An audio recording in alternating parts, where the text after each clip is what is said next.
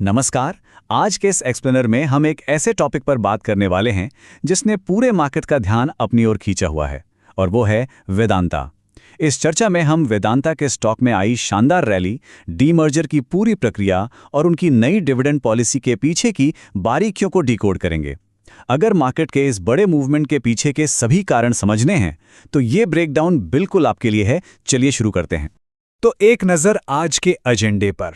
पहले बात करेंगे वेदांता की स्टॉक रैली और उसके ग्रोथ ड्राइवर्स की, फिर होल्डिंग स्ट्रक्चर और नई डिविडेंड पॉलिसी को समझेंगे, और आखिर में डीमर्जर के स्टेटस और एक्सपेक्टेड वैल्यूएशंस पर नजर डालेंगे ताकि आपके सारे उलझे हुए सवालों का जवाब मिल सके। सबसे पहले वेदांता स्टॉक रैली और इसके करंट मार्केट पोजीशंस। हाल ही में आपने देखा होगा कि वेदांता के शेयरों में एक जबरदस्त उछाल आया है और स्टॉक लगभग 305 रुपए के लेवल के आसपास ट्रेड कर रहा है। अलग अलग ब्रोकरेज फर्म्स इस तेजी को कैसे देख रही हैं? अगर हम नुआमा की बात करें तो उन्होंने 336 रुपए का टारगेट प्राइस सेट किया है। वहीं एसबीआई सिक्योरिटीज का अनुमान 320 से 330 रुपए के बीच है। लेकिन इन दोनों में एक चीज बिल्कुल कॉमन है, और वो है 300 रुपए का स्टॉप लॉस लेवल, जिसे काफी अहम माना जा रहा है। जाहिर है ये कोई फाइनेंशियल एडवाइस नहीं है, बल्कि मार्केट के डेटा का एक निष्पक्ष विश्लेषण है। ग्रोथ ड्राइवर्स, इस उछाल को फ्यूल कौन कर रहा है? न्यूज़ हेडलाइंस तो बस सतही बातें हैं। असल में इस तगड़े मोमेंटम के पीछे दो बहुत बड़े कैटलिस्ट्स काम कर रहे हैं।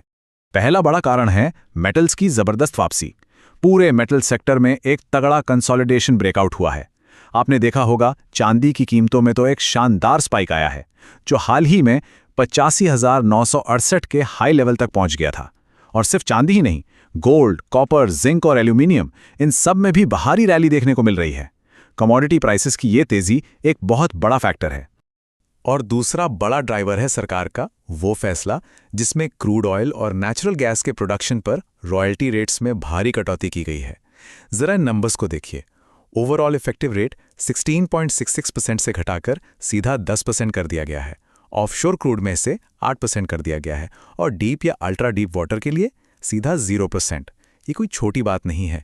इससे कंपनी की एक्सप्लोरेशन कॉस्ट सीधे तौर पर कम होती है, और उनके राजस्थान फील्ड्स और ऑफशोर प्रोजेक्ट्स के प्रॉफिट मार्जिन्स को एक बहुत बड़ा बूस्ट मिलता है। अब आते हैं होल्डिंग स्ट्रक्चर और डिविडेंड्स पर। चलिए कड़ियों को जोड़ते हैं। यहाँ एक बहुत ही लाजमी सा सवाल दिमाग में आ सकता है। अगर सरकार ने क्रूड ऑयल और गैस की नीतियों में बदलाव किया है तो वेदांता के शेयरों में इतनी बड़ी रैली क्यों? वेदांता तो मुख्य रूप से एक मेटल कंपनी मानी जाती है ना। और ये चार्ट इस बात को बहुत ही खूबसूरती से समझाता है।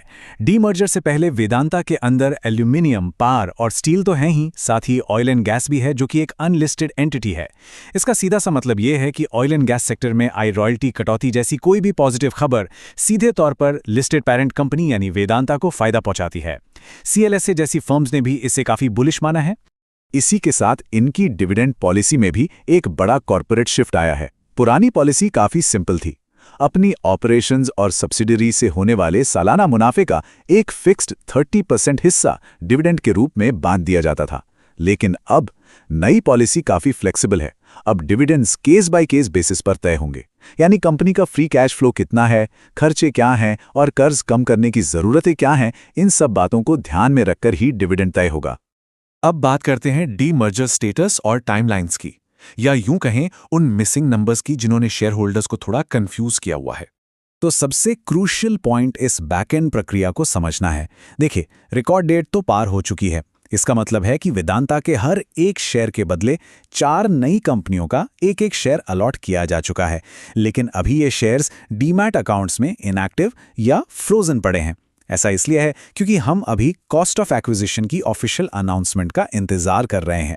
जब ये अनाउंस होगा उसके बाद ही एक्सचेंज में लिस्टिंग अप्रूवल का प्रोसेस आगे बढ़ेगा। तो अगर आपका पोर्टफोलियो इस वक्त भारी नुकसान या लाल रंग के डरावने नंबर्स दिखा रहा है तो बिल्कुल पैनिक मत कीजिए। ये पूरी तरह से टेम्परेरी है, सिर्फ एक तकनीकी इल्यूजन है। दरअसल इन नई विभाजित कंपनियों का बाय एवरेज प्राइस सिस्टम में तब तक मिसिंग रहेगा जब तक ये कंपनी कॉस्ट ऑफ एक्विजिशन का डेटा ऑफिशियली रिलीज नहीं कर देती। तो फाइनली ये शेयर्स कब ट्रेड होने शुरू होंगे? हाल ही में Q4 इन्वेस्टर कॉल के दौरान वेदांता मैनेजमेंट ने बिल्कुल साफ कर दिया है कि डीमर्जर अब अपने अंतिम चरण में है और नई कंपनियों के शेयर्स मिड जून तक लिस्ट होने और ट्रेड करने की उम्मीद है। यानी जून के मध्य के आसपास ये फ्रोजन शेयर्स अनलॉक हो जाने चाहिए। चलिए अब आखिरी सेगमेंट पर आते हैं, एक्सपेक्टेड वैल्यूएशंस और टारगेट्स। टाइमलाइन समझने के बाद अब समय है इस बटे हुए साम्राज्य की असल गणितीय वैल्यू को कैलकुलेट करने का। जब ये नई एंटिटीज बाजार में इंडिपेंडेंटली लिस्ट होंगी तो प्रति शेयर उनका एस्टिमेटेड प्राइस कुछ इस तरह हो सकता है। वेदांता एल्यूमिनियम लगभग 400 रुपये, वेदांता पावर 45 से 47 रुपये के बीच, वेदांता ऑयल एंड गैस 40 से 47 रुपये के आसपास और वेदांता स्टील एंड आयरन 22 से 30 रुपये के बीच। ये एस्टिमेट्स हमें बताते हैं कि हर एक अलग हुई कंपनी अपनी खुद की क्या ताकत रखती है।